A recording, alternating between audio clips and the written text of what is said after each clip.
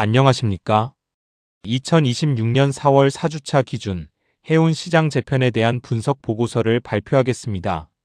특히 이란 리스크 소멸 이후 글로벌 컨테이너 운임 동향과 선사들의 선봉량 관리 전략을 다룰 예정입니다. 먼저 글로벌 운임 지수 현황을 살펴보겠습니다. 드류리 WCI는 2232달러로 전주 대비 1% 하락하며 분쟁 초기 급등세가 진정되는 모습을 보였습니다. 시장은 이제 일상적인 계절적 비수기로 진입하고 있습니다. 향후 5주간 총 689항차 중 54항차가 임시 결항되면서 8%의 높은 결항률이 예상됩니다. 이는 선사들이 적극적인 공급망 통제에 돌입했음을 시사합니다. 주목할 점은 대서양 횡단 운임이 15% 상승하며 이례적인 강세를 보인다는 것입니다. 이는 아시아발 유럽향 노선의 하락과 대비되는 현상으로 선봉량 감축과 성수기 할증료, 즉 PSS 도입의 결과로 분석됩니다. 현재 해운 운임에는 상반되는 두 가지 압력이 동시에 작용하고 있습니다. 운임 하락 압력으로는 연휴 이후 전반적인 물동량 부진으로 인한 계절적 수요 약화가 가장 큽니다. 또한 우회 항로 패턴이 고착화되면서 잉여 선봉량이 늘어나 수용력에 여유가 생긴 점도 하락 요인입니다. 반면 운임 상승 및 방어 압력으로는 선사들의 적극적인 선봉량 감축과 임시 결항을 통한 공급 통제가 있습니다. 지정학적 요인과 높은 벙커유 가격, 그리고 호르무즈 해협의 긴장도 운임을 떠받치는 요인이었습니다. 하지만 결론적으로는 연료비와 분쟁의 영향력보다 수요 약화의 힘이 더 커지면서 이란발 프리미엄이 상쇄되고 있는 상황입니다. 이러한 흐름은 노선별로 극명한 디커플링 현상을 보입니다. 전체 WCI 지수는 하락했지만 각 노선별 펀더멘털에 따라 다른 양상을 나타내고 있습니다. 예를 들어 상하이발 로스앤젤레스향 노선은 2,934달러로 4% 상승했고 아시아 역내 운임도 890달러로 2% 올랐습니다.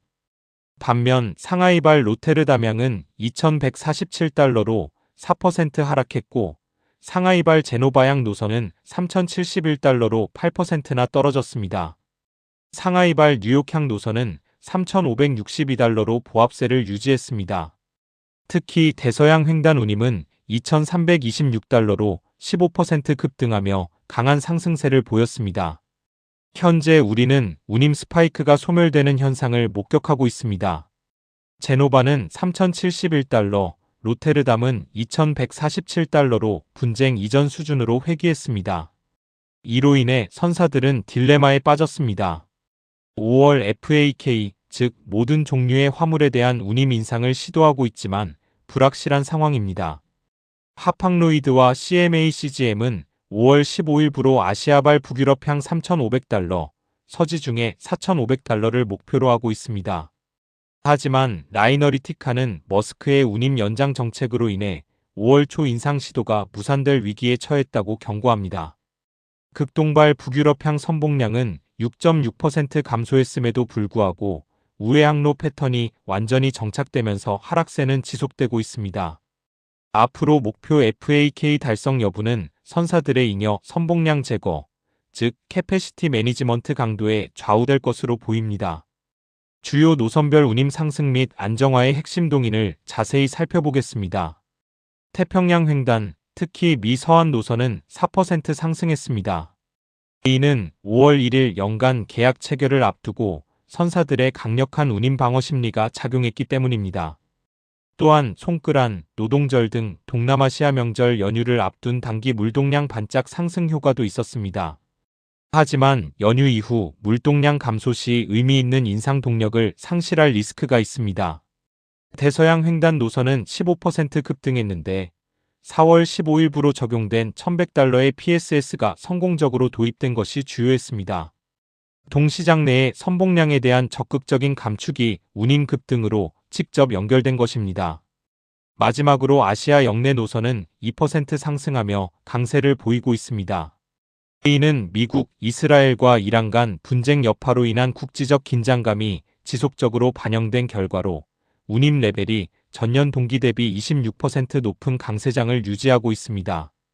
주요 항로별 운임 및 선봉량 진단 매트릭스를 통해 각 항로의 현황을 한눈에 살펴보겠습니다. 아시아발 유럽 및 지중해양 노선은 운임이 4%에서 8% 하락하는 모습을 보이고 있으며 방어 목적으로 선봉량을 감축하고 있습니다. 이는 우회 항로 정착과 계절적 수요 약화가 핵심 동인입니다. 태평양 횡단, 즉 미주 노선은 운임이 2%에서 4% 단기 상승했으며 선봉량은 타이트하게 통제되고 있습니다. 5월 연간 계약 방어와 명절 특수가 주요 동인입니다. 대서양 횡단 노선은 운임이 15% 급등했으며 선봉량이 대폭 축소된 상태입니다. 1100달러의 PSS 시행이 주요했습니다. 아시아 역내 노선은 2% 상승하며 강세를 유지하고 있습니다. 지정학적 분쟁 여파가 지속되고 있기 때문입니다. 선봉량 공급 통제 및 스케줄 신뢰도 분석입니다. 향후 5주간 총 689항차 중 54항차가 취소 확정되면서 8%의 높은 취소율을 보였습니다. 노선별 결항 집중도를 보면 태평양 횡단 노선이 44%로 가장 높았고 아시아발 유럽 지중해양 노선이 37%, 대서양 횡단 노선이 19%를 기록했습니다. 마지막으로 화주의 딜레마와 액션업을 가이던스입니다. 화주는 비용 절감과 정시성 리스크 사이에서 균형을 찾아야 합니다. 현재 수요 약화로 미 서항 기준 2100에서 2200달러 수준의 스팟 운임 할인 확보 기회가 있습니다. 하지만 동시에 임시 결항 급증으로 롤오버 위험이 상승하고 스케줄 증발 현상이 발생하며 정시성 리스크가 극대화되고 있습니다. 이러한 딜레마를 해결하기 위한 액션업을 가이던스는 다음과 같습니다. 첫째, 할인 운임과 롤오버 리스크를 저울질하여 단기 스팟 할인을 조칠 경우 발생하는 화물 지연 비용을 사전에 계산해야 합니다. 둘째, 선제적 부킹을 통해 5월 연간 계약 갱신 이전 선사들의 타이트한 공급 통제에 대비하여 충분한 리드 타임을 확보해야 합니다. 마지막으로 루팅 다변화를 통한 리스크 관리입니다. 결항률이 44%에 달하는 태평양 노선 등은 대체 스케줄을 모니터링하고 연료비할 증류 변동을 주시하여 위험을 분산해야 합니다. 이상입니다.